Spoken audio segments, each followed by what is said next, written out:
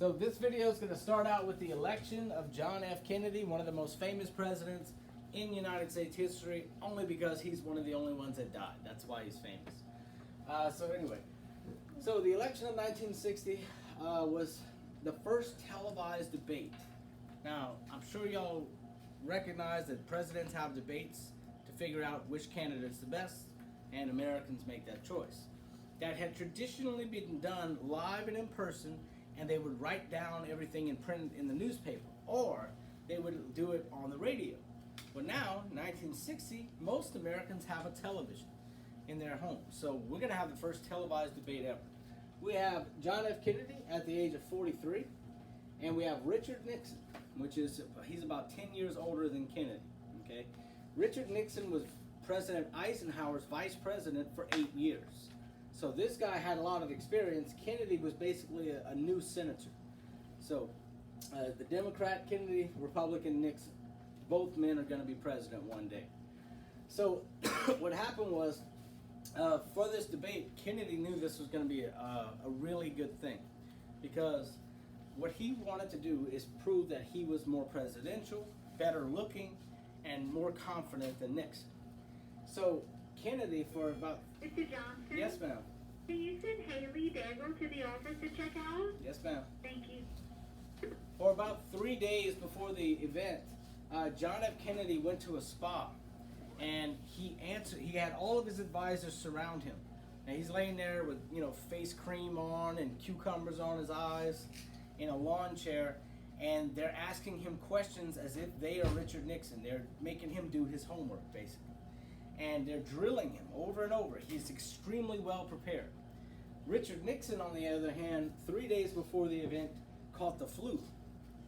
And he kept on doing campaign events instead of preparing for a debate against Kennedy, because he thought that he was for sure going to win, since he was the very popular Republican choice at the time, the vice president. So on the day of the event, Kennedy gets there early. They do give him a fresh haircut. He's got makeup applied to his face so he looks good on television. Richard Nixon showed up, and he had a little 5 o'clock shadow going. He hadn't shaved that well. He probably didn't shave that morning, maybe the day before or something. He was also running a fever. They asked him if he wanted makeup. He said no, that's for girls. Okay, so you got the Kennedy. He's all fresh looking and made up for television. And Richard Nixon is sweating profusely throughout the whole debate because of his fever. They also have huge stage lights that are brightening it up, and it's probably over 100 degrees on the stage for television. So a funny thing happened though. Okay, the people that listened to the debate on the radio thought that Richard Nixon won. However, most people that watched the debate on television, because of Nixon's appearance, because he was sweating, they thought he was nervous or something like that. They thought that Kennedy won. So it proved the power of television and the power of image. And that's exactly how President Kennedy became the president, because he was a young, good-looking guy by many accounts. Okay, compared to Nixon, at least. I don't know, ladies, what do y'all think? Which one would y'all rather go on a date with? Kennedy. Kennedy? Okay, here's Kennedy, here's Nixon, y'all. Kennedy, any Nixons? One Nixon, it's a guy. Okay. All right. All right, President Kennedy creates something called the Peace Corps. By the way, y'all, a lot of students mispronounce that. When you see C-O-R-P, that's pronounced Corps. It's like Marine Corps or Peace Corps. It's Corps, it's not Corp. Okay? The Peace Corps, so that American volunteers can assist the developing nations in Africa, Asia, and Latin America. Basically, Kennedy went with the old League of Nations idea and the United Nations idea that if we can improve living conditions throughout the world, that war will be less likely. That was the plan. So America began pouring billions upon billions of dollars into other countries' infrastructures. You can debate whether that's good or bad. It's up to you. It depends on how much you care about other countries. Okay? All right, so President John F. Kennedy's social program was known as the New Frontier. Okay, so far we've had the square deal of Teddy Roosevelt, We've had the New Deal for Franklin Roosevelt. We've got the Fair Deal for Truman. Now we have the New Frontier. We're going to bring America to new places we've never been before. Okay? Kennedy wants to improve housing, health care, and education, but did not have the support in Congress. So he's trying to win the votes of the poor people by doing this. But Congress is largely Republican at this time, and they shoot Kennedy down. He will not get this passed within his lifetime. Okay? So, in 1961, the Supreme Court orders the desegregation of interstate buses. This will lead to the Freedom Rides.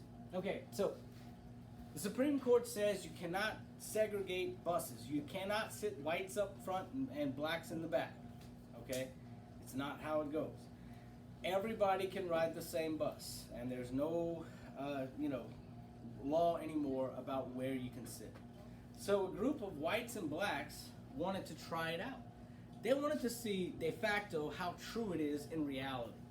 So what they did is they boarded a bus, it's like a Greyhound bus or something like that, and together they rode around the South.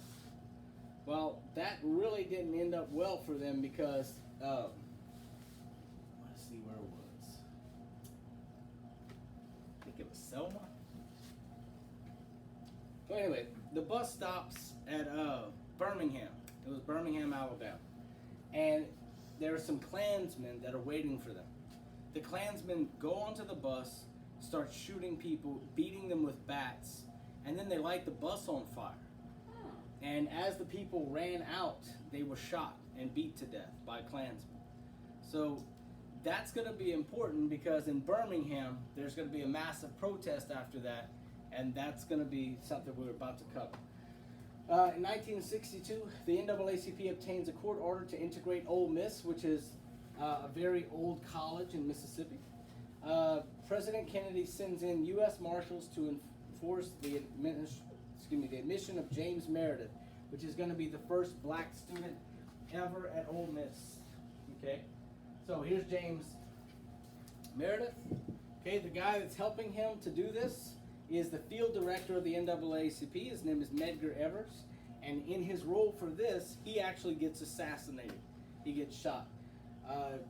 He's going to have something bad happen to him later on. He goes on this freedom walk where he's going to say that we can walk without fear throughout the South. Well, he ends up getting shot too during that walk. So, walk against fear. So, the Reverend James Lawson believed that nonviolent protest methods could be used to oppose segregation in a series of something he called sit-ins, okay? So, a sit-in is very simple.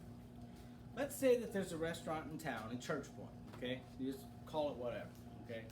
And this restaurant won't serve black people. So what a sit-in was basically is you get about 100 black people, and they would all go sit in the restaurant illegally. Okay, they have to get arrested according to the law. Cops show up, they arrest as many as they can hold, and they bring them to the jail. Then they go back and get more. And by the time they're sitting there processing the second batch, they run out of room in the Church Point jail. So what do they have to do with the people that they arrested first? Well, they got to let them go, right? You fine them, you let them go. Well, guess where they go? They go right back to the racist restaurant and sit down. And they don't order anything, and they block white customers from actually giving them business. So that was used over and over by Reverend Lawson. And Dr. King made it famous after that. Dr. King really did adopt that. So, civil disobedience. What is that? Civil disobedience is breaking the law in a peaceful manner. You're not doing a major felony, okay? A sit-in is a good example of civil disobedience. The great thing about civil disobedience is that the punishment's usually very light. You could get out and do it again and aggravate the system. However, if I were to walk into the same restaurant with a shotgun and blow the owner's head off, they're not going to let me out the next day. I'm probably going to be in prison for a long, long time. So by doing things like sit-ins, you can aggravate the system into collapsing. That was the purpose. All right. Dr. King said, rioting cannot bring about positive change because it is by its very nature destructive. Kind of wish the people last year would have read Dr. King's works because they would have probably acted a lot differently. Non-destructive protests will not usually result in serious criminal punishment. It raises social awareness when people are arrested for breaking unjust laws. The purpose of is to shut down the system, much the same way that Mohandas Gandhi had done in India. This is Gandhi, okay? Kind of looks like Gollum from Lord of the Rings. But anyway, he is from India. He is the role model for Dr. King. Basically, Gandhi did the sit-ins. He did other things like that in India, and the British actually thought that it was such a headache that they gave India up and they left it alone. And Dr. King thought that they could do the same thing to end Jim Crow. All right. During the Civil Rights Movement, why was civil disobedience considered by many more effective than violent protest in achieving equality? All right. Here you go. Civil disobedience does not usually result in serious punishment. Therefore, you can do it over and over again until you collapse the system. That's the point. Okay? All right. Southern Christian Leadership Conference. Okay. Let's see. So, we have what's called the March on Washington. This is the height of the Civil Rights Movement. So far, the black protesters have been extremely peaceful. And because they were extremely peaceful, they were actually showing white Americans that there was nothing to be afraid of. So many white Americans joined the Civil Rights Movement. And it culminated in this huge March on Washington, which we see right here. Okay, these are all people here. That's not flowers, okay? That's on the steps of the Lincoln Memorial. Dr. King gets up there after a huge march through Washington, stands up at the Lincoln Memorial in 1963, and he gives his most famous speech ever, the I Have a Dream speech.